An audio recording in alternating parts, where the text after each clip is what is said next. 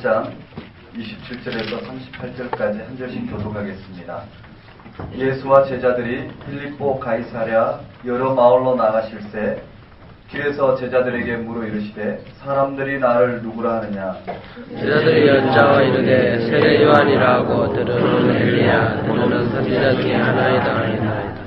또 물으시되 너희는 나를 누구라 하느냐. 베드로가 대답하여 이르되 주는 그리스도시니이다 하매 이에 자기 일을 아무에게도 말하지 말라 경고하시고 인자가 많은 고난을 받고 장로들과 대제사장들과 서기관들에게 버림받아 죽임을 당하고 사흘 만에 살아나야 할 것을 비로소 그들에게 가르치시되 그들에 놓고 이 말씀하시니 베드로가 예수를 붙들고 분별하매 예수께서 돌이키시사 제자들을 보시며 베드로를 꾸짖어 이르시되 사탄아 내 뒤로 물러가라. 내가 하나님의 일을 생각하지 아니하고 도리어 사람의 일을 생각하는도다 하시고 우리가 제자들을 불러주시되 누구든지 나를 따라오려거든 자기를 부인하고 자기 십자가를 지고 나를 따를 것이니라. 누구든지 자기 목숨을 구원하고자 하면 잃을 것이요 누구든지 나와 복음을 위하여 자기 목숨을 잃으면 구원하리라. 하나님만이 용서를 얻고도 자기 목숨을 잃으면 무엇이 유익하리요. 사람이 무엇을 주고 자기 목숨과 바꾸겠느냐. 누구든지 용납하고 제 말은 세대에서 나와 내 말을 부끄러워하면 인자도 아버지의 영광으로 그를 가르쳐서들과 함께 올 때에 그 사람을 부끄러워하리라. 아멘. 하나님 아버지, 이 땅 가운데 임하신 예수 그리스도가 누구인지를 밝히 깨닫게 하옵시고 하나님께서 그리스도를 통해서 저희 가운데 드러낸 그 구원의 길이 부끄러운 길이 되지 않게 하옵시고 담대히 살아계신 하나님을 신앙하며 그 길을 따를 수 있도록 저희의 눈을 열어 주옵시고 길을 열어 주옵시고 말씀 가운데 하나님 나를 조명하며 따라갈 수 있도록 인도하여 주옵소서. 주님, 이 땅에서 저희가 이 삶에 대한 두려움으로 그리스도를 통하여 우리가 원하는 그러한 이 땅의 구원의 길이 아니라 하나님이 그리스도를 통해서 우리 가운데 드러내신 그 구원의 길을 밝히 바라보게 하옵시고 십자가를 지고 자기를 부인하고 주님을 따르는 이와 같은 하나님 나라의 구원의 길을 따를 수 있도록 저희를 인도하여 주옵소서. 예수님 이름으로 기도드리옵나이다.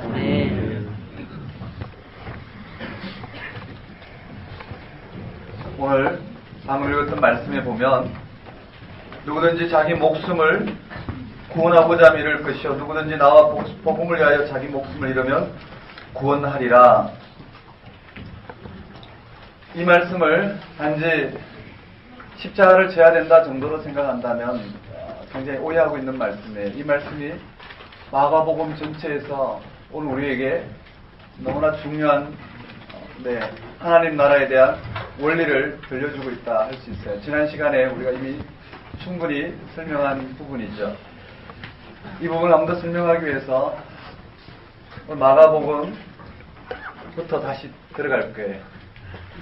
지난 시간에 들었던 부분들 복습하면서 마가, 마태, 누가까지 들어갈 거예요. 아마 이렇게 생각하시는 분들 있을 거예요. 마가복음 공부하면서 마태, 누가 공부하면서 먼저 이런 부분들이 있어요. 내용만 다루지 말고 좀 마가 특수라든지 또는 이렇게 공간복음 비교하면서 여러 가지 다뤄야 될 내용들을 좀 다뤄주면 좋겠다 하겠지만 그건 얼마든지 쉽게 다룰 수 있어요. 그 부분이 되려면 내용이 먼저 들어와야 돼요. 내용을 안 하고 넘어가니까 계속 반복적이에요. 지금 공부한 거나 3달 후에 공부한 거나 한 번 읽은 거나 한 10번 읽거나 똑같이 늘 엉켜서 들어가요. 그렇게 해서는 해답이 없어요. 먼저 마가복음을 이 순서대로 그냥 공부를 위해서가 아니라 무슨 말씀을 하고 있는지 그 내용 하나를 잡고 살펴보고 이 관점에서 마태복음을 살펴보고 관점에서 누가복음을 살펴보고 그리고 세 복음서를 비교하면서 어떤 내용인가를 살펴보고 그 다음에 이 내용은 마가복음에 나오더라. 저 내용은 마태복음에 나오더라. 이 내용은 누가복음에 나오더라. 왜 그런가? 분명한 특징이 있겠죠. 그리고 마태와 마가복음에 나오더라. 또는 마가복음과 누가복음에 나오더라. 또는 마태, 마가, 누가에 다 나오더라. 이런 것을 통해서 뭘 말하려고 하는지를 의도를 찾아 들어가면 쉽게 돼요. 그런 것들은 한 본문만 제대로 되어 있으면 한 이틀 정도만 정리하면 충분히 될 수 있어요. 그러니까 본문이 일단 강해야 되는데요. 그것이 결정적으로 중요하다는 걸 인식하시고 전반부에는 본문이 강한 공부를 하셨으면 좋겠어요. 그리고 나중에 자료 몇 개를 내드리면 그거 보고 정리해도 충분히 정리할 수 있어요. 그러니까 애둘러서 어떻게 시험 준비를 해야 되는지를 지금 들어가지 않고 다음 주까지는 복음서를 4주를 다루게 됐어요. 왜냐하면 그 다음 주가 탭스인데 탭스 휴강 안 해도 돼요.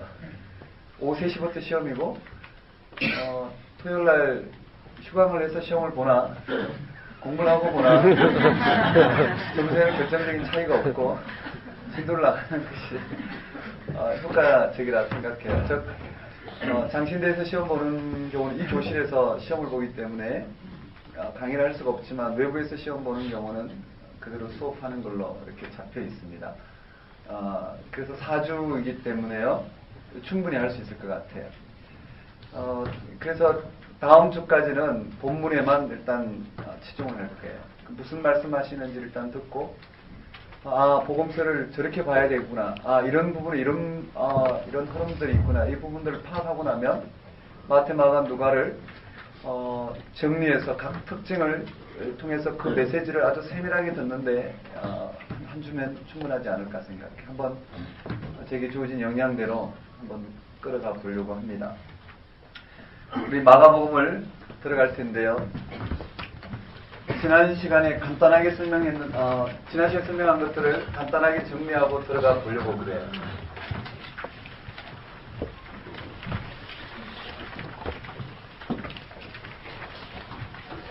지금 이 영역을 오늘 이 땅에 살아가는 우리의 현실이라고 생각하는, 지극히 오늘 우리에게는 이 세계가 눈으로 보고 온 몸으로 경험할 수 있는 생생한 현실이잖아요.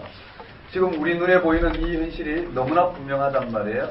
인간의 눈에는 죽음 너머의 세계는 보이지 않고 모든 사람이 다 죽게 되고 소멸하게 되는 이 진리 가운데서 있어요. 이것이 너무나 확실하기 때문에 우리는 이 시각에서 눈을 돌릴 수가 없어요.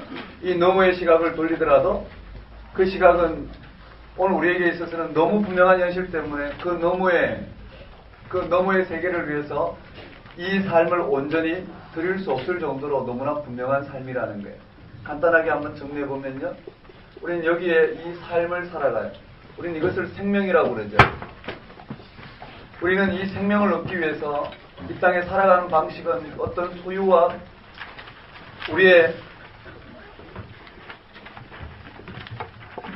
우리의 노력과 또는 능력을 통해서 어떠한 것을 소유하는 것이 마치 생명을 얻는 것처럼 그렇게 살아가요.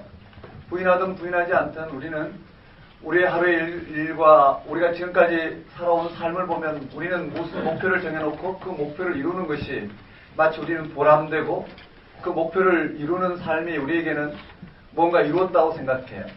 그러니까 상대적으로 생각했을 때 저 사람보다 내가 좀 더 앞서가고 있으면 좀 안정감을 느껴요.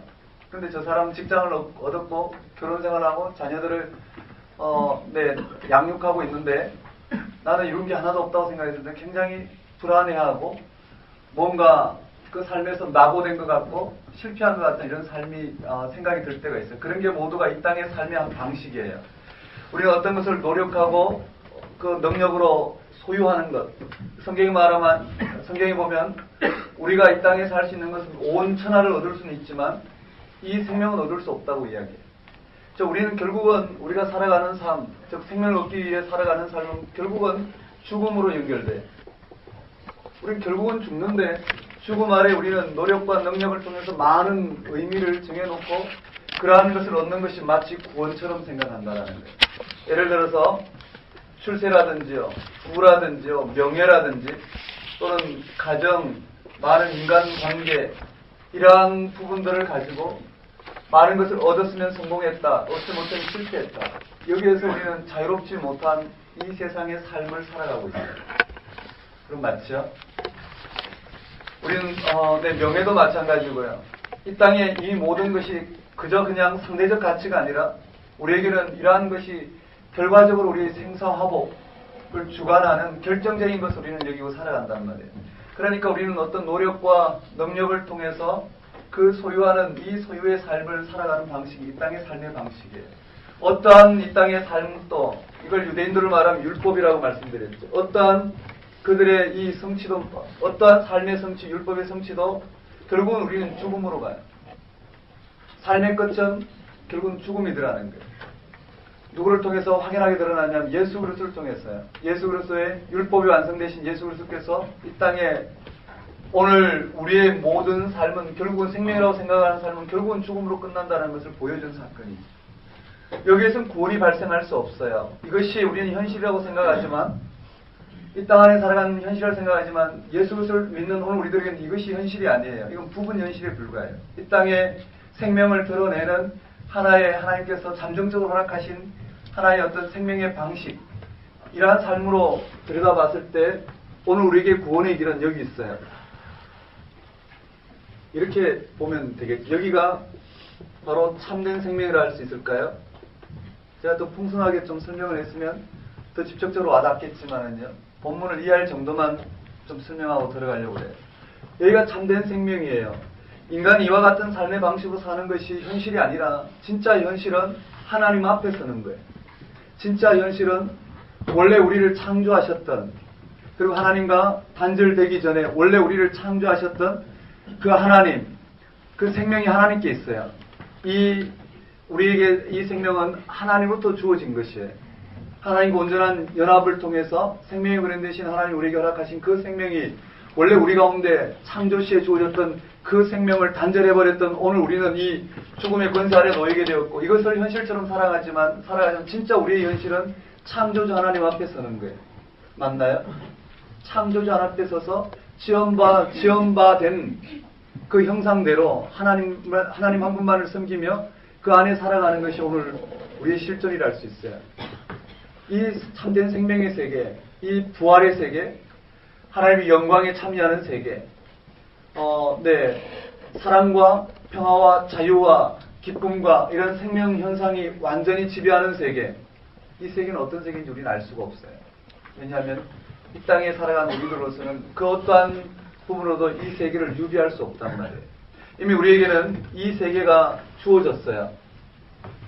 창조시에 우리를 지으신 그 생명의 근원 되신 그 하나님이 오늘 우리에게 허락한 이 참된 생명이 우리에게 주어졌단 말이에요. 하나님과 의로운 관계, 또는 하나님과 올바른 관계, 하나님과 온전한 연합된 관계, 다른 말로는요, 지금 예수님이 참여하고 있는 그 세계, 하나님 보좌 우편에서 하나님의 영광에 참여하고 있는 그 예수님이 이 땅 가운데 오셨을 때 우리가 참여하게 될 그 세계라고 말할 수 있겠죠.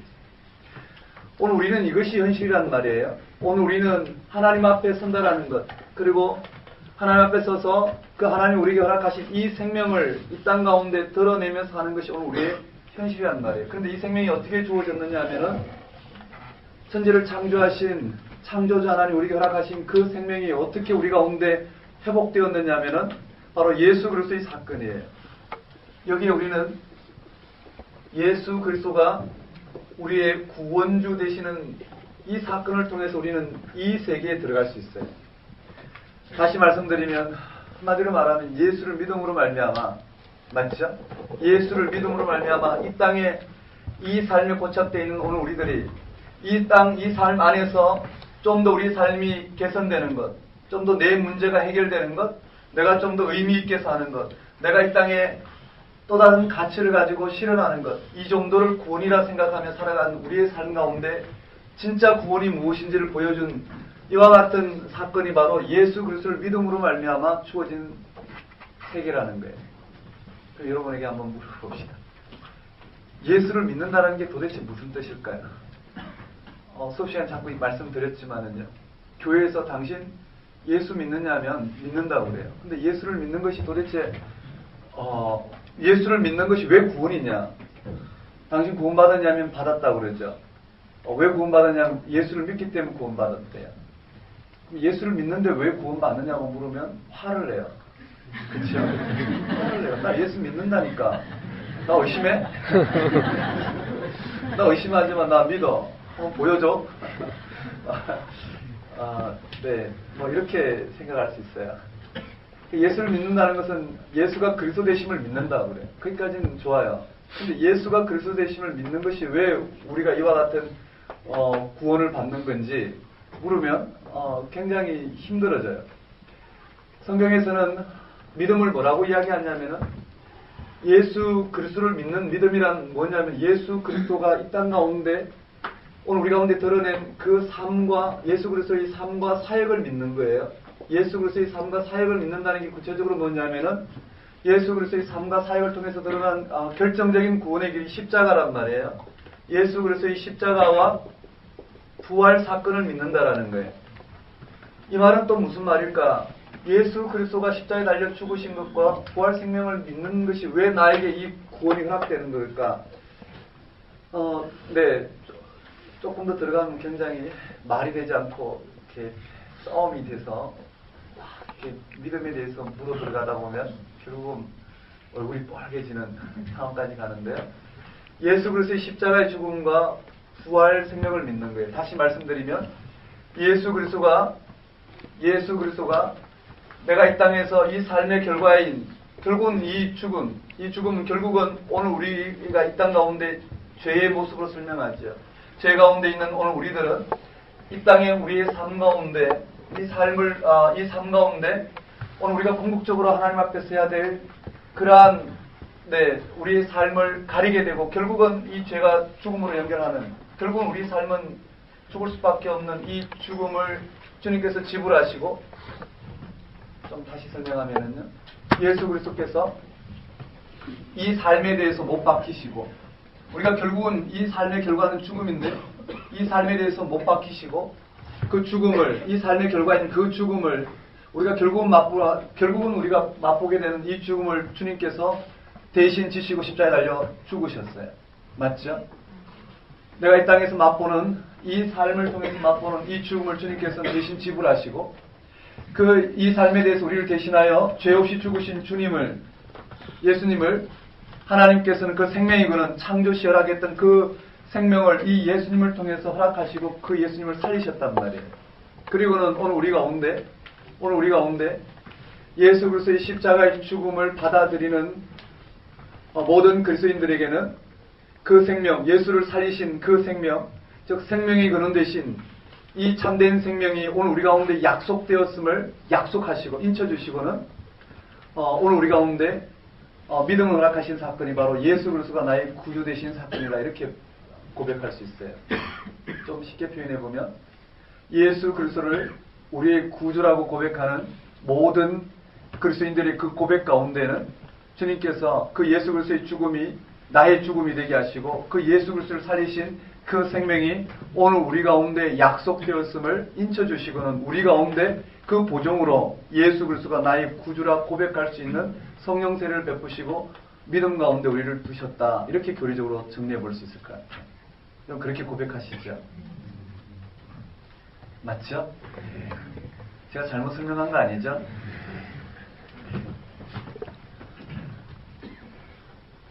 더 정확히 설명해 보면은요. 오늘 우리는 이 땅의 삶에 대해서 결국은 죽음으로 간다라는 것을 인정하고 이 삶이 주님과 함께 못 박혔다라는 것. 맞죠? 자기를 확대하고 이 땅의 이 가치에 대해서 우리는 못 박혔어요. 그리고는 그 주님에게 허락한 이 생명, 하나님 앞에서는 이 실존을 오늘 우리 가운데 허락하신 이 세계를 바라보고 오늘 우리는 이 삶을 드러내는 삶을 사는 것이 이 삶을 이 세상 가운데서 우리의 이 생명 방식으로 이 땅 가운데 드러내는 이 삶이 우리에겐 실존이란 말이에요. 맞죠? 이것이 현실이라는 거예요. 자, 다시 한번요. 예수 그리스도를 믿음으로 말미암아 우리가 이 세계로 들어갔어요. 즉 한번 따라해 볼까요? 믿음으로. 오직 이것을 믿음으로 말미암아 의롭게 된 사건이 이 사건이란 말이에요. 예수 그리스도가 우리의 구주 되신 사건을 믿는다라는 것은 그 예수 그리스도가 우리를 위해서 이 삶의 결과는 결국은 죽음인 이 삶의 모든 삶의 동기와 우리가 이루고자 하는 모든 성취와 자기를 드러내는 이 모든 삶을 십자가에 못 박았다라는 거예요. 그럼 우리는 전혀 다른 동기인 하나님이 정말 살아계시고 내가 그 생명에 참여하는 것이 내 삶의 온전한 부분이요. 그 하나님이 살아계셔서 나를 의롭다 하시고 하나님 앞에 주어진 이 생명이 우리에겐 정말 현실이라는 것을 가지고 이 땅을 살아간단 말이에요. 맞죠? 그렇지 않으면 우리는 이 땅의 삶이 실패라고 이야기할 수 있어요. 만일에 이 생명이 우리 가운데 확실하지 않다면 우리가 이 땅에 우리 이 삶의 모든 동기를 못 받고 이 땅에 주어진 우리가 많이 누려야 되고 나를 성취시켜야 되고 나를 완성시켜야 될 이 모든 것을 못 받고 전혀 다른 삶의 가치로 이 땅을 살아갈 때 우리는 이 세상에 다른 사람과 비교해서 내가 못 박힌 그 삶이 만일 이 생명이 확실하지 않으면 우리는 굉장한 손해를 보겠죠. 깡통을 차게 되는 손해를 볼 거예요. 그런 게 아니라 우리는 이 세계가 너무나 확실하기 때문에 이 삶의 자리에서 우리는 이 생명을 드러내는 삶을, 이 생명을 나타내는 삶을 살게 되는 그것이 오늘 우리의 모든 삶이라 할 수 있어요. 다시 표현해보면 천국은 마치 밭의 감추인 보화를 발견하고 자기의 전 소유를 팔아 그 밭을 산 것과 같다고 그랬어요. 맞죠? 오늘 우리는 이 땅의 모든 삶의 동기를 죽음으로 결국은 죽음으로 끝난다라는 것을 예수 그리스도와 함께 십자가에 못 박고 우리는 전혀 다른 이 생명을 가지고 우리는 이 땅을 살아간다는 말이에요. 근데 여기서 이제 문제가 발생한다는 거예요. 이것이 믿음이란 말이에요. 오직 믿음이란 영적인 일이란 그저 내가 오늘 공부하러 하나님 주신 마음대로 성경 공부하러 오는 것은 영적인 일이고 내가 잠을 푹 자는 것은 육적인 일이다. 그런 게 아니라는 거예요. 영적이냐 육적이냐의 표현은 우리가 할 수 없는 것, 즉 하나님만이 할 수 있는 것, 여기에서 이 세계에 참여하는 것만이 어떻게 영적인 일을 할 수 있어요. 즉 우리가 이 땅에서 뭘 할 수 있고 할 수 없는 그 상태를 영적인 일을 하는 것이 아니라 우리가 예수 그리스도를 믿음으로 말미암아 주어지는 예수 그리스도를 믿음으로 말미암아 우리에게 하나님께서 이루어놓은 이 세계에 참여하는 것이 영적인 일이라 이렇게 표현할 수 있어요. 동의하시나요? 이게 로마서 가면 분명히 드러나는데요. 육적이냐 영적이냐 우리는 잘 모르면 영적이라 그러잖아요. 잘 모르면 영적이라 그러고요. 뭔가 내 생각을 넘었으면 영적이라 그러고요. 그건 영적인 거야. 이렇게 이야기하지만 그렇게 이야기할 수 없어요. 영적이라는 것은 여기에 육적인 것은 사망이요, 영적인 것은 생명과 평화라고 그랬어요. 이 세계에 참여하는 것이 영적이에요. 그러니까 영적이라는 것은 성령께서 하셔야지만이 되는 것. 그 말은 가장 영적인 것은 뭘까요? 예수 그리스도가 나의 구주가 되심으로 믿음으로 의롭게 되는 이 생명 가운데 참여하는 것이 영적인 일이라는 거예요. 이제 이 정도를 설명하고 한번 들어가 보면은요. 우리가 이 땅에서 삶에 이것을 확대하는 것. 내가 지금 나의 모습에서 좀 더 개선된, 그래야지만이 내가 행복할 것 같고, 그래야지만이 내가 살 것 같은, 그래야지만이 내 숨통이 될 것 같은 이와 같은 삶에 있다라는 것은 여전히 어떻게 이 세계를 받아들이고 있지 않다라고 여겨져요. 즉 이것이 우리에게는 결정적이란 말이에요. 이것이 너무나 결정적이기 때문에 이 땅에 벌어지는 오늘 우리의 삶의 방식은 다 상대적이에요. 그게 결정적이지 않단 말이에요. 결정적이지 않기 때문에요. 그 삶이 결정적이지 않다는 건 중요하지 않다는 말이 아니에요. 우리가 이 세상에 우리가 살아가는 이 삶이 실존적으로 우리에게 고통을 주고 실존적으로 우리에게 여러 가지 삶의 무게를 줘요. 그 삶 자체가 중요하지 않다는 게 아니에요. 그렇지만 그 삶 자체가 우리 결정적이지 않다는 거예요. 그러한 삶이 내가 이 땅에 처하게 되는 그런 삶이 결정적으로 내 생명을 좌우하지 못하고 결국은 그것이 우리 생명을 이끌고 있는 것이 아니라 하나님이 예수 그리스도를 통해서 믿음으로 의롭게 오늘 우리 이 세계에 참여한 이 하나님이 우리를 결과적으로는 어떻게 해요? 죽음이 온다 하더라도 죽음이 끝이 아니라 죽음 놈의 생명에 참여하게 되는 이 놀라운 은혜 가운데 살아가기 때문에 이 땅에서 처한 모든 삶은 그게 결정적이지 않다라는 거예요. 결정적이지 않기 때문에 그것이 우리 삶의 동기가 될 수가 없어요. 단지 이 생명을 드러내는 방식이 되겠죠. 이 정도 설명하고 나중에 로마서에서 좀 자세히 설명해 보고자 해요. 그런데요, 이 땅에서 이 삶을 확대하는 정도를, 여기에서 이 삶을 확대하는 정도를 만일에 여기에서 이 삶을 확대하는 정도를 우리가 믿음이라고 하고 믿음의 척도로 이야기한다면 우리는 그것을 믿음이라고 할 수 없어요. 맞죠? 그런 건 사입이라고 해야 되나요? 아니면 이단들 쪽으로는 너무나 잘해요. 이 땅의 이 삶의 부분에서 여기서 이 정도 개선되는 것을 믿음이라고 이야기한다면, 믿음이란 예수 그리스도를 믿음으로 말하며 의에 참여하는 것이, 이것이 믿음인데, 우리는 이 땅의 삶에 개선되는 정도를 믿음이라고 이야기하고, 우리는 그 믿음의 우월성을 드러내기 위해서 우리에게 일어나는 수많은, 세상 사람들은 여러 가지 삶의 방식으로 이루는 그것을 우리는 믿음의 이름으로 이루는 이러한 삶을 우리는 믿음의 척도라 여긴다면, 우리는 아직도 어떻게 이 생명에 눈을 뜨지 못한 삶이라 할 수 있어요. 지난 시간에 살펴본 것처럼요, 아직도 우리는 하나님께서 그리스도를 통해서 드러내시고자 하는 이 일에 눈을 뜬 것이 아니라, 그리스도가 맞기는 맞는데 우리는 그 그리스도를 통해서 이 땅 가운데 우리가 원하는 삶을 꿈꾸는 이와 같은 아직 1단계 계획밖에 일어나 눈이 열리지 않는 이런 상태가 된다는 말이에요. 제가 무슨 설명드린지 이해되시죠?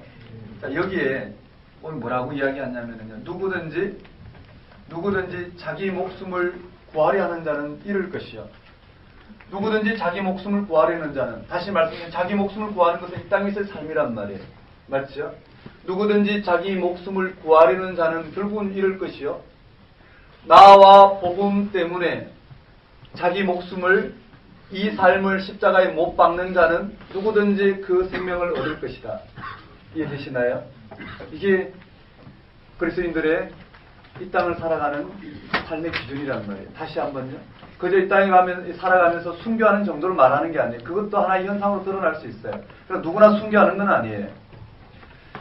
무슨 말이냐면요, 누구든지 자기 목숨, 즉 이 땅에서의 삶을 확대하고, 이 땅에서의 이 삶을 십자가에 못 박지 못하고, 밭에 감추인 보화를 발견하고 자기 전 재산을 팔아서, 전 소유를 팔아서 그 보화를 샀는데도 불구하고 다시 십자가에 못 박은 자기 삶을 꺼내와서 확대시키려고 하는 이와 같은 부분들은 결국 목숨을 잃을 거예요. 생명을 맛보지 못하는 거예요. 그런데 누구든지 나와 복음 때문에, 즉 예수 그리스도를 통해서 드러난 이 참된 믿음으로 의롭게 된 이 세계를 향하여 이 삶을 못 박는 자는 어떻게 해요? 이 생명을 통해서 이 땅을 살아가기 때문에 결국은 그는요, 목숨을 건질 것이라고 전해주고 있어요. 이것이 하나님 나라의 원리라는 거예요. 이런 부분들은 많죠. 우리가 오늘 살펴볼 누가복음도 나와요. 누가복음에 보면 유산 문제가 나와요. 형이 그 유산을 독차지하자 예수님께 와서 그 동생이 유산을 물려달라고 그래요. 그러자 예수님께서는 생명은 이에 있지 않다고 그랬어요. 재물에 있지 않다고 그러고, 어리석은 부자 비유를 통해서 돌려줘요. 어리석은 부자를 통해서 재물에 마음을 두지 말고 하나님께 마음을 두라고 가르쳐요.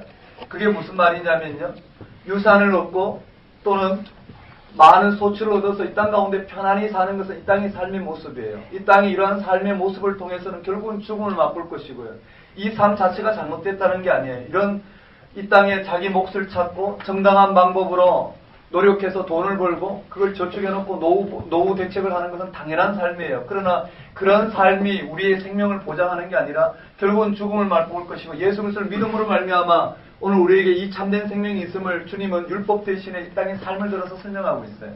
수많은 방식이 이렇게 되어 있어요. 부모와 형제와 처자와 친구를 미워하지 아니하면 결단코 나를 따르지, 내 제자가 되지 못할 것이다. 네 생명과 소유도 미워하지 않으면 결단코 제자가 될 수 없다. 그 모든 게 뭐냐면은 이 땅에 살아가는 삶은 이와 같다는 게, 부모를 사랑하고 처자를 사랑하고 형제를 사랑하고 자기 목숨을 사랑하고 자기의 소유를 사랑하는 삶을 사는 것을 통해서 결국은 여기에 참여할 수 없고, 결국은 이런 것을 못 받고, 결국은 그것이 죽음으로 연결된다는 예수 그리스도의 십자가에 못 받고, 이 예수 그리스도를 믿음으로 말미암아 우리에게 이 생명이 주어진다는 것을 가르치기 위해서 이 땅의 삶의 문제를 들고 왔거든요. 결국은 이렇게 연결되는 거예요. 되셨나요? 복음서는 이 세상에서 어떻게 살아야 될지 윤리적으로 좀 모범생을 만들기도 아니고요, 이 땅에 어떻게 처세해야 될지 처세수를 가르치는 것도 아니고요, 겸손해야 된다, 교만해야 된다, 이 땅의 삶의 방식을 가지고 가르치는 게 아니라, 이 땅의 삶이 아니라 이 땅의 삶을 들어서 주님은 이 하나님 나라를 들어서 가르쳐요. 이것을 하나님 나라에 대한 소극적 설명이라고 이야기해요.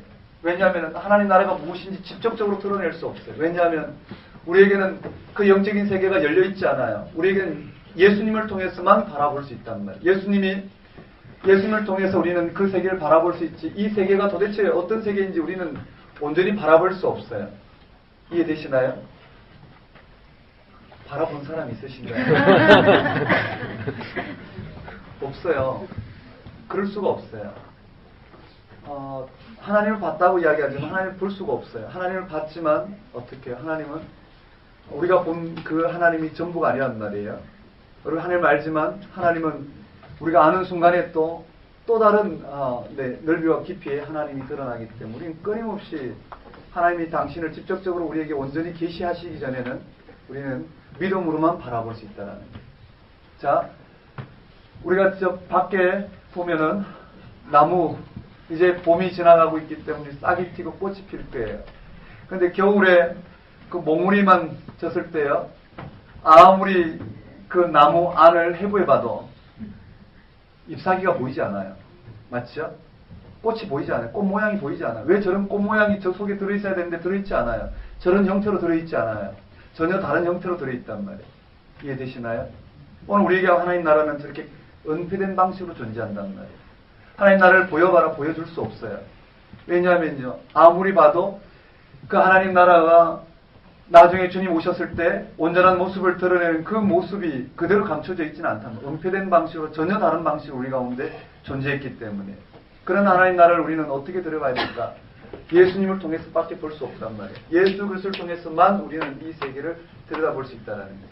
이해되시나요? 자, 이 정도를 보고 오늘 본문의 토론이 길었는데요. 35절에 누구든지 자기 목숨을 구원하고자 하면 잃을 것이요, 누구든지 나와 복음을 위하여 자기 목숨을 잃으면 구원하리라. 사람이 온천하를 얻고도 자기 목숨을 잃으면 무엇이 유익하리요? 사람이 온천하를 얻는 건 이 땅에서의 삶이에요. 그러나 이 땅에 어떠한 사람도 어떻게 해요? 생명을 얻을 수는 없어요. 결국은 다 죽을 수밖에 없어요. 우리는 이 땅에 그 죽음의 권세에 매여서 살아가지 않아요. 오늘 내 삶 속에 여러 가지 삶의 문제가 일어나지만 우리는 그 삶의 문제가 내 삶을 주관한다고 생각하지 않아요. 하나님, 이 생명을 주신 그 하나님만이 예수 그리스도를 통해서 믿음으로 오늘 우리에게 이 생명이 있음을 알게 하시고 예수 그리스도를 나의 구주로 고백하는 그 믿음 가운데 이미 하나님께서 이 생명을 우리 가운데 허락해 놓으셨다는 것을 우리는 알고 살아가는 우리의 삶에서 그게 결정적이지 않다는 거예요. 내게 어떠한 사명이 어떠한 문제가 드러났다 하더라도 그것이 결정적인 문제가 아니에요. 그건 너머에 하나님이 우리를 인도하고 계시고 그건 너머에 우리를 생명 가운데 부르신 그 생명을 붙들고 살아가는 것이 바로 오늘 나에게 주어진 삶이라는 거예요. 맞나요? 그러려면은요, 머리는 같아요. 직접 살아계신 하나님 향하여 한 발을 들어봐야지 전혀 다른 세계가 내 문제 가운데서 펼쳐지더라는 거예요. 이건 놀라운 하나님의 방법인 것 같아요. 정말 살아계신 하나님을 믿고 내 어떠한 문제에도 불구하고 그 문제 가운데 하나님이 이 문제를 어떻게 해결하실까 아무리 기대한다 해도 그 문제가 풀리지는 않아요. 이 세계를 확보하고 내가 그 하나님을 향하여 한 발을 내딛는 순간에 우리의 삶은 전혀 다른 방향으로 전혀 다른 무게로 비춰지더라.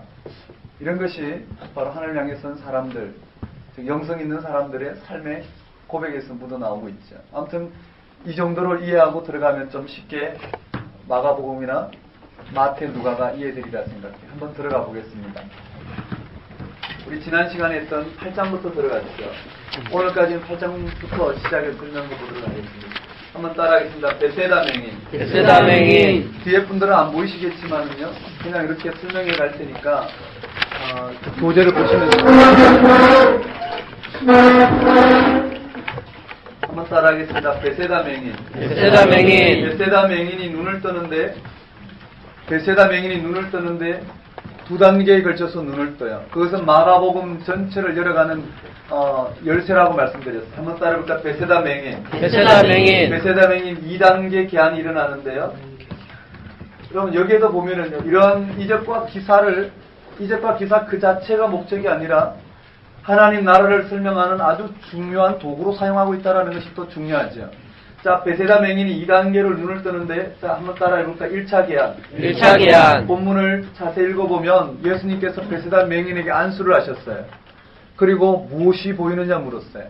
그러자 사람이 보인다고 그랬어요. 눈을 떴는데, 그런데 그 다음에 나오는 말이 나무가 걸어가는 것처럼 희미하게 보인다라는 거예요. 그래서 예수님께서 다시 안수하셨단 말이에요. 다시 안수하시자 만물이 밝게 보였다고 그래요. 이것은 복음서 전체에서 마가복음만 나오는 내용이에요. 이것을 오해하면 안 돼요. 아까 우리 형제님이 이 부분이 보통 치유 사역하시는 분들에게 한 번에서 안 나오면 두 번 안수하고 세 번 안수하고 그게 본문을 사용한다는데요. 그렇게 사용해도 되지만 본문의 흐름과는 무관하다고 볼 수 있어요. 자, 본인이 예수님이라면 그렇게 하셔도 되지만 아니라면 그렇게 할 수가 없어요. 자, 베세다 맹인 2단계 기한인데 1차 기한이 일어나고 2차 기한이 일어나요. 1차 기한에 주님께서 안수를 하시고는 무엇이 보이느냐 물었어요. 한번 따라해볼까요? 무엇이 보이느냐? 무엇이 보이느냐? 무엇이 보이느냐 물었을 때 사람이 보이지만 나무가 걸어가는 것처럼 희미하게 보인다고 그랬어요. 2차 기한을 하자 과정은 생략하고 만물이 밝게 보인다고 그랬어요.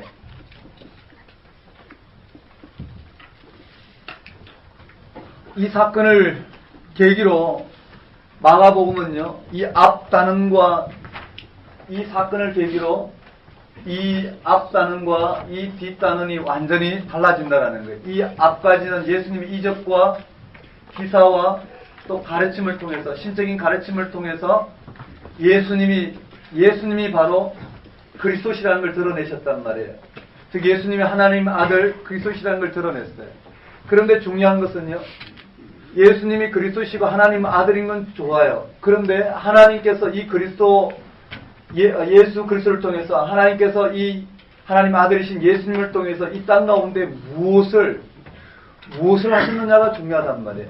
여기까지 드러낸 것은 이적과 기사와 가르침은 예수가 그리스도시 하나님 아들이시라는 걸 드러낸 하나님의 신적인 사역이라면 그 신적 사역을 통해서 예수가 그리스도시와 하나님 아들이심이 드러난 그 그리스도를 통해서 하나님 이 땅 가운데 무엇을 이루셨느냐라는 거예요. 그것이 오늘 우리에게는 중요하다는 거예요. 그걸 통해 이룬 하나님 나라는 바로 예수 그리스도의 십자가의 죽음과 부활 사건이라는 거예요. 이 속에 우리가 들어가야지만이 하나님 나라의 이와 같은 이적과 기사와 가르침들이 우리는 이해가 되고 그러한 이적과 기사와 가르침이 우리 가운데 살아날 수가 있다는 거예요. 맞죠? 우리가 하나님 나라, 즉 온전한 오늘 우리의 이 육적인 자아를 못 받고 완전히 죄성을 못 받고 정말 주님 품에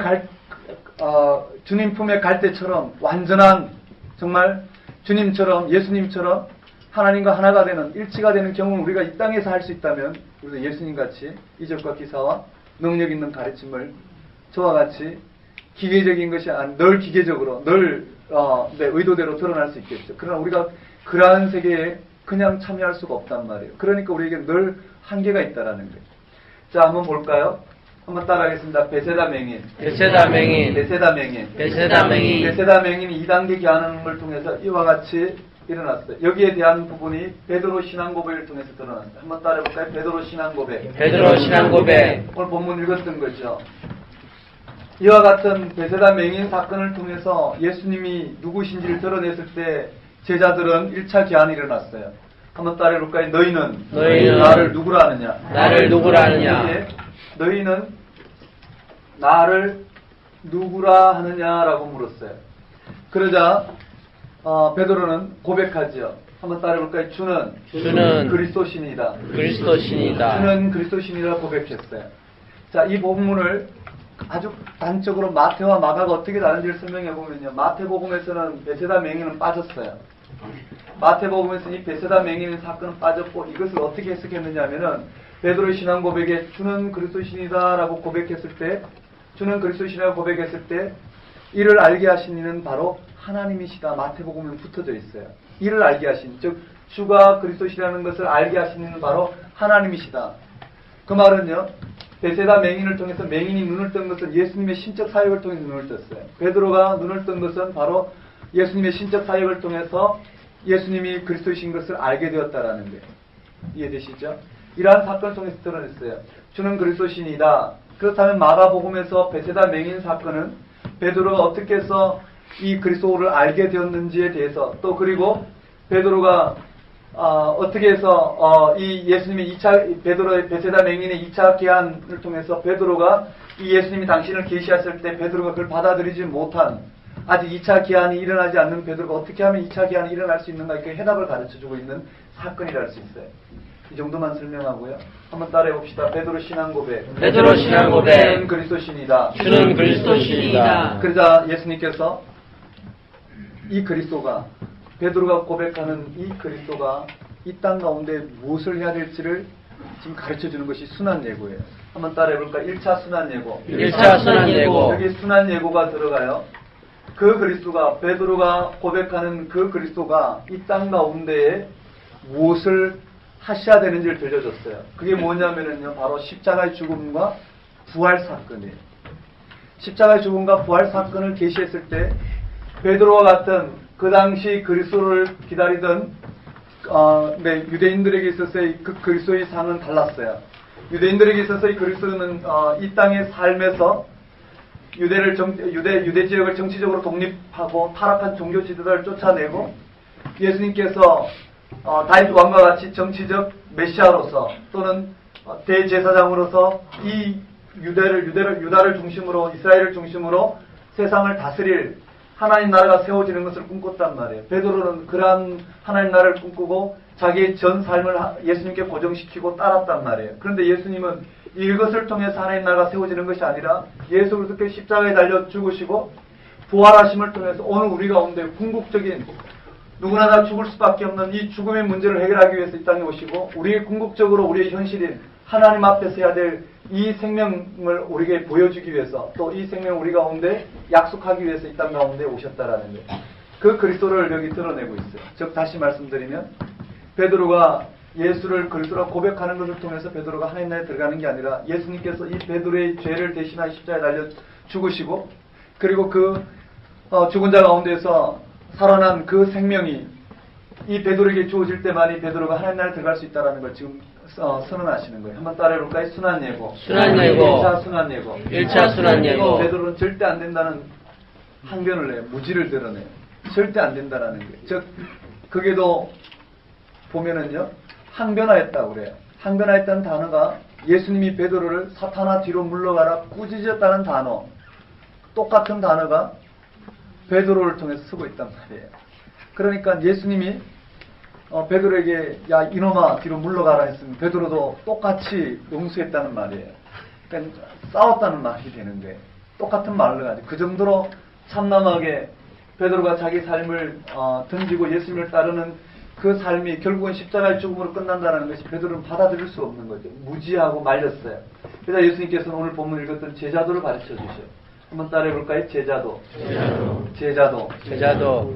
자기를 부인하고 자기 십자가를 지고 나를 따르라. 맞죠? 그게 뭔지를 설명했어요. 누구든지 자기 목숨을 구하고자 하는 자는 이럴 것이요. 나와 복음 때문에 자기 목숨을 잃으면 얻을 것이다. 생명을 건질 것이다. 그게 무슨 말인가? 여러분 깊이 한번 이해를 하셨으면 좋겠어요. 그러고 난 다음에 2차 순환 예고 들어가요. 또 예수님께서는 두 번째 순환 예고예요. 한번 따라해볼까요? 2차 순환 예고. 2차 순환 예고. 2차 순환 예고가 들어가고 또 제자들의 무지가 드러나요. 그것을 깨닫지 못하는 제자들에게 예수님은 다시 또 제자도를 가르쳐요. 두 번째 제자도인데요. 이 제자도는 자기를 부인하고 자기 십자가를 지고 이 주님을 따르는 것이 무엇인지를 드러내서 설명하는 과정이에요. 이것이 언급되어 있어요. 그리고는 세 번째 순환 예고가 들어가요. 한번 따라해볼까요? 순환 예고. 세 번째 순환 예고가 들어가는데 세 번째 순환 예고 이후에도 무지가 드러나요. 이 무지는 구체적으로 드러나 있어요. 한번 따라해볼까요? 누가 크냐? 세 번째 무지는 바로 누가 크냐는 논쟁이에요. 한번 따라하겠습니다. 누가 크냐?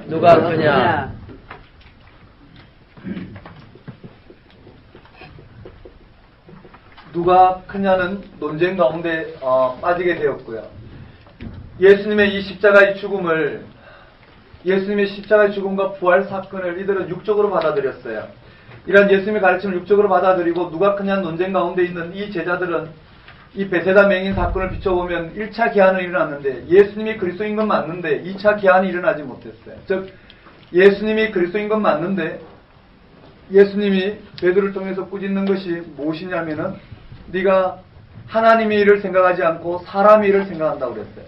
즉 주는 그리스도가 맞는데 하나님께서 그리스도를 통해서 이 땅 가운데 드러내시고자 한 이 십자가의 죽음과 부활 사건을 받아들이지 않고 이 땅에 그들이 기다리던 그리스도에 대한 표상, 즉 그리스도가 오면 우리의 삶을 이와 같이 개선시켜 줄 것이고 우리를 통해서 이 그리스도를 통해서 우리 삶이 이와 같이 주어질 것이라고 생각하는 이 땅 안에서의 삶의 형통을 바라보고 있는 이 제자들을 향하여 꾸짖으신 장면이에요.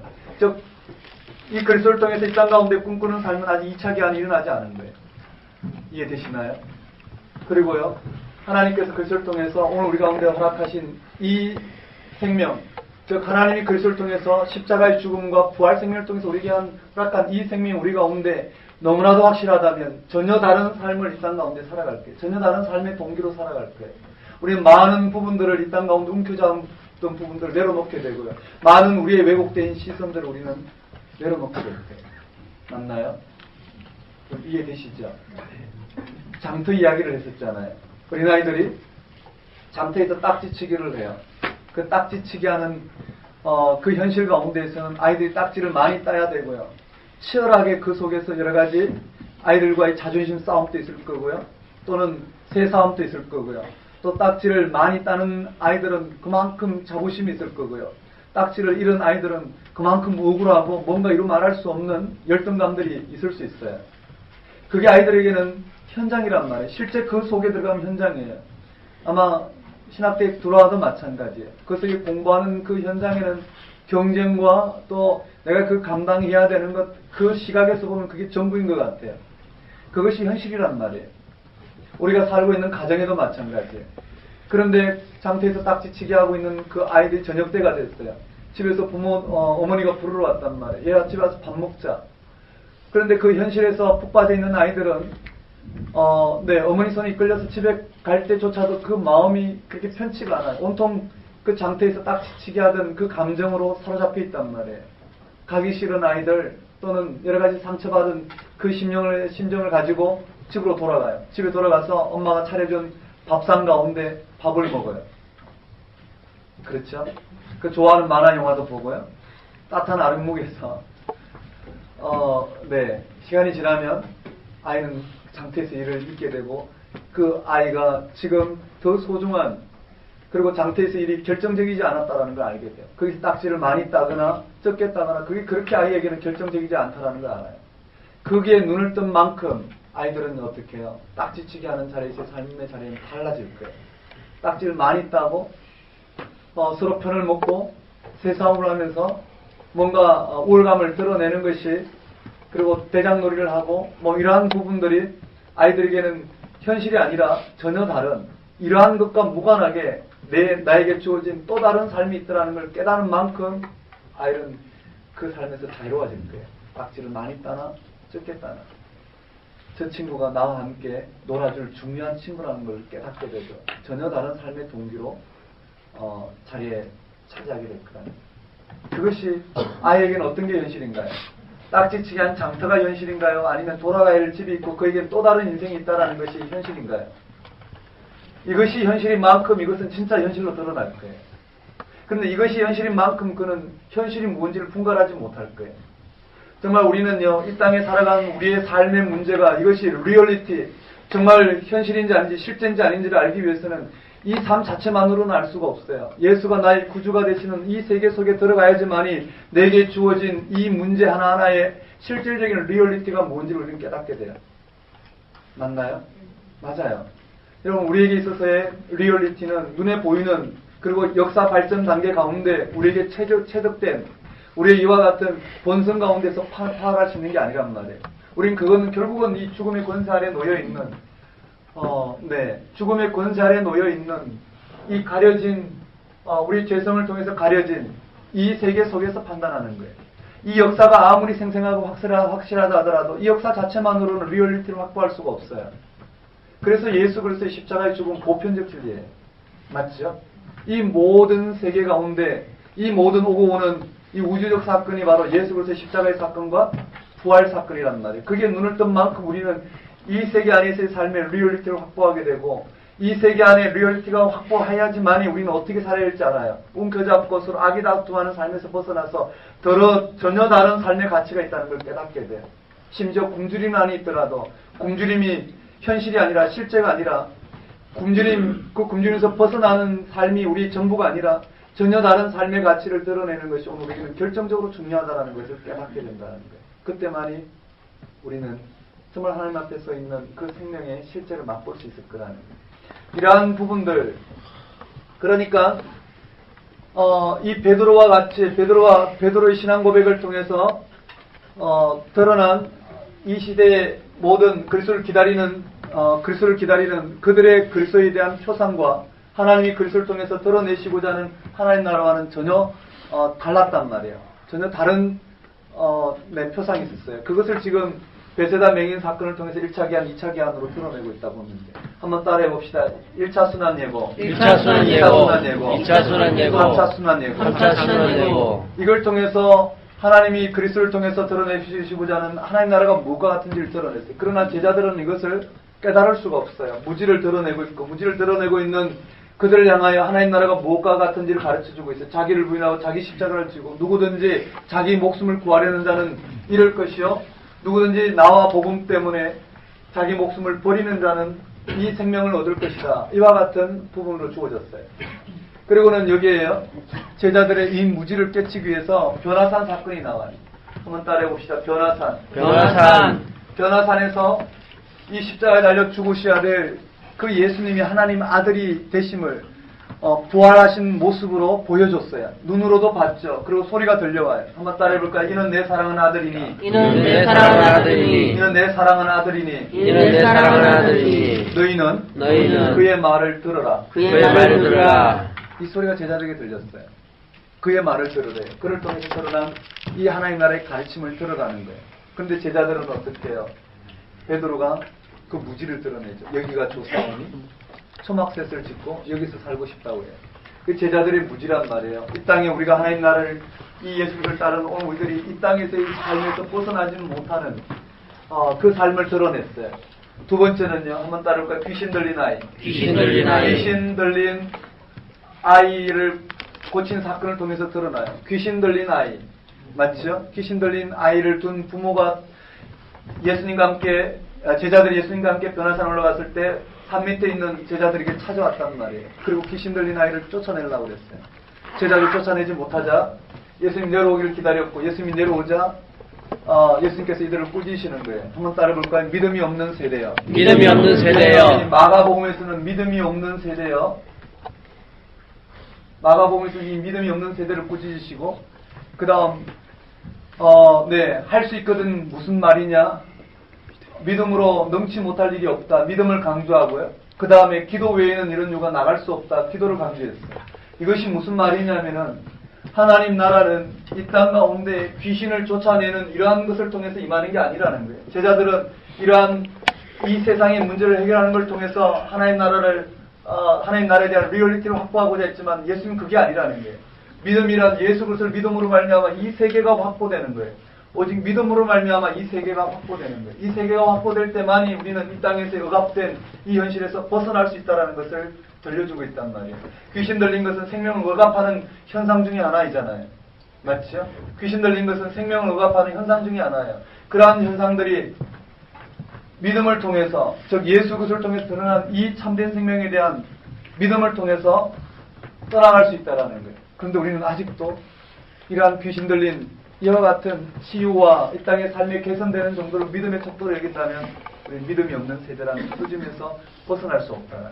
맞나요? 여러분, 우리가 여기에 들어가 보고 나면 이 땅에 우리가 고침받고자 하는 인생은 결정적인 게 아니란 말이에요. 맞죠? 결정적인 게 아니에요. 고유의 삶의 방식을 하나님께 주신 그 삶을 통해서 우리는 이 생명을 드러낼 수 있을 거예요. 우리는 이 생명을 드러내기 힘들 정도로, 우리는 이 땅에서 정말 이 생명을 드러내기 힘들 정도로 우리가 억압당하고 있다면 그건 하나님께서 우리의 삶을 고쳐주실 거예요. 하지만 대부분의 삶은 어떻게 해요? 우리에게 이 생명을 드러내는데 결정적으로 하나님께서 허락하신 삶인데도 불구하고 우리는 그 삶을 받아들이지 못하고 결국은 어떻게 해요? 뭔가 우리 생각대로 고침받아야 된다고 생각하고 우리 생각대로 해결받아야 된다고 생각한다는 거예요. 하나님 우리를 때로는 낮추시기도 하시고 높이기도 하시는 이 삶의 여정 가운데 들어와 있다고 볼 수 있어요. 맞나요? 그런 의미에서 치유 사역하는 사람들은 여기 영적인 부분에 좀 더 눈을 떼야 될 거예요. 치유 사역을 통해서 이 하나님 나라에 대한 이 실제를 확보하고 이 세계 가운데 하나님 주신 은사를 드러내지만 치유 사역이 일어나는 그 현장 가운데 분명한 선언이 있어야 될 거예요. 즉 병고침이 있는 그를 향해서 분명한 선언이 있어야 된다는 거예요. 주님처럼요. 병고침이 있는 그들을 향하여 실제로 병고침이 일어났다면 그 일어난 그 사람을 대상을 향하여 이와 같이 우리 몸이 낫는 것은 일시적이라는 거예요. 마치 우리 또 아플 수도 있고 또 다른 질병에 노출될 수 있고 이것은 잠시 기쁨을 줄 수 있지만 결정적인 게 아니라는 거예요. 기도를 통해서 우리의 문제가 해결됐다 하더라도요.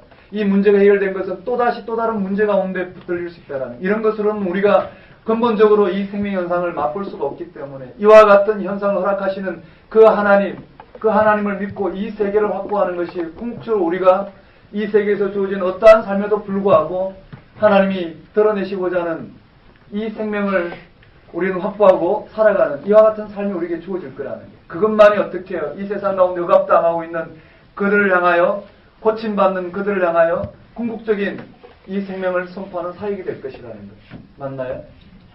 만일에 그런 현상을 향해서 여러분 이와 같이 믿음으로 기도하면 이와 같이 병이 나을 겁니다라고 끝낸다면 그리고 이 세계를 열어주지 못한다면 끊임없는 또 다른 이 억압 가운데 평생 이 삶에서 이 삶으로 고침받는 것 정도로 그는 살아가게 될 거예요. 그만큼 그는 그의 삶을 소진하게 될 거예요. 마치 20평 집에서 30평 집으로 가야 되고 30평 집에서 40평 집으로 가야 되고 40평 집에서 50평 집으로 가는 것이 행복 정도로 알고 살아가는 것. 그 자체가 하나님의 심판이에요. 왜냐하면 자기를 높이는 자는 낮아진다라는 그 말씀이 그대로 임하게 되죠. 그리고 이 땅에 일어나는 삶이 내게 결정적이지 않다라는 이것이 내게는 그렇게 큰 기쁨을 주지 못한다라는 즉 자기를 낮추는 자는 하나님께서 높이시는 이 생명을 맛보게 될 것이다. 이 하나님의 나라가 임한 사건이라 할 수 있겠죠. 맞나요? 자, 여기 한번 들어가 볼게요. 여기만 설명을 좀 쉬겠습니다. 한번 따라하겠습니다. 1차 순환 예고. 1차 순환 예고. 2차 순환 예고. 3차 순환 예고. 그 안에 이와 같은 제자들의 무지를 들어서 하나님 나라가 무엇인지를 가르친 제자도가 언급되어 있고요. 그 다음 1차 순환 예고 끝나고 2차 순환 예고에 이 제자도가 이 안에 자세히 설명이 되어 있어요. 9장에 자세히 설명되어 있고 큰 항목으로 주어진 항목이 여기 이혼 문제가 나와요. 한번 따라해볼까? 이혼. 여기에 이혼 문제를 들고요. 이게 다 하나의 흐름이에요. 한번 따라해볼까? 이혼. 어린아이 교훈. 어린아이 교훈을 통해서 들려주고요. 같은 짝이에요. 그 다음에 한번 따라해볼까? 부자 청년을 통해서 들려주고 있고요. 그 다음에 언급된 것은 제자들의 보상 문제. 한번 따라해볼까요? 보상 문제. 이걸 지금 이 시간에 외우셔야 돼요. 한번 따라해보겠습니다. 이혼. 어린아이 교훈. 부자 청년. 보상. 어린아이 교훈. 부자 청년. 제자들의 보상 문제. 다 제자들의 무지를 깨우치기 위해서 주님께서 이 두 가지 예를 들었어요. 이 제자들의 무지를 깨우치기 위해서 어린아이 교훈과 이혼까지도 포함되지만 여기 어린아이 교훈과 부자 청년의 이야기를 들었단 말이에요. 그런데 제자들은 그것을 육적으로 받아들이고는 우리는 그러면 모든 것을 버리고 주를 쫓아서오니 우리가 무엇을 얻겠습니까? 라는 이 질문에 예수님께서는 당신이 십자가의 죽음을 담보로 하나님의 영광의 자리에 앉을 때 너희도 12보좌에 앉아 12지파를 다스리게 될 것이라는 것을 들려줬어요. 즉 하나님 나라의 그 권세를 이 땅 가운데 이 제자들에게 허락되었다라는 것. 즉 당신의 십자가의 죽음을 담보로 이야기했어요. 근데 제자들은 육적으로 받아들이고 그러한 이 땅에서의 삶에서 누가 크냐는 논쟁, 누가 주님의 우편과 좌편에 앉게 될 것인가, 누가 크냐는 논쟁이 벌어졌어요. 이 누가 크냐는 논쟁의 중심에는 야고보와 요한과 그 다음 이야기 흐름을 보면 베드로가 뛰쳐나와요. 이와 같은 장면이 있어요. 그러한 무지한 제자들이 어떻게 해서 눈을 뜰 수 있을까? 어떻게 하면 2차 기한이 일어날 수 있을까? 어떻게 하면 예수님을 통해서 하나님께서 드러내신 이 참된 생명에 이 실제 가운데 나올 수 있을까? 어떻게 하면 이들이 눈을 열어 이 세계를 바라보고 여기에 임한 이 세계가 여기 예수님을 통해서 임한 그 생명을 가지고 살아갈 수 있을까? 이 삶이 좀 더 개선되는 게 중요한 게 아니라 어떠한 삶의 형편이든 그걸 하나님께 맡기고 이 생명을 드러내는 삶을 사는 것이 결정적이라는 것을 어떻게 하면 눈을 뜰 수 있을까? 거기에 대한 해답이 들려주고 있어요. 한번 따라해볼까요? 바디메오 맹인이 눈을 뜨는 사건을 통해서 들렸죠. 즉 바디메오 맹인이 눈을 뜨는데 어떻게 떴나요? 바로 베세다 맹인 2차 기한 주님의 안수를 통해서 눈을 떴듯이 베세다 맹인 또한 마찬가지예요.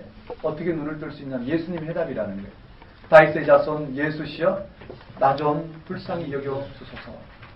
예수님께서 물으셔요. 내가 너에게 무엇을 하여 주기를 원하느냐. 그랬을 때 베세다 맹인은 다른 걸 원하지 않았어요. 그렇죠?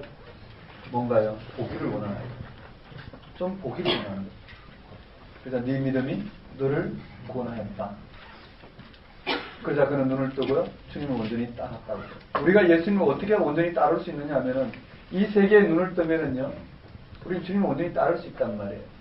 우리가 이 세계에서 아무리 주님을 따른다고 고백한다 하더라도 결국은 자기 성취에 불과하단 말이에요. 자기 확대에 불과하고.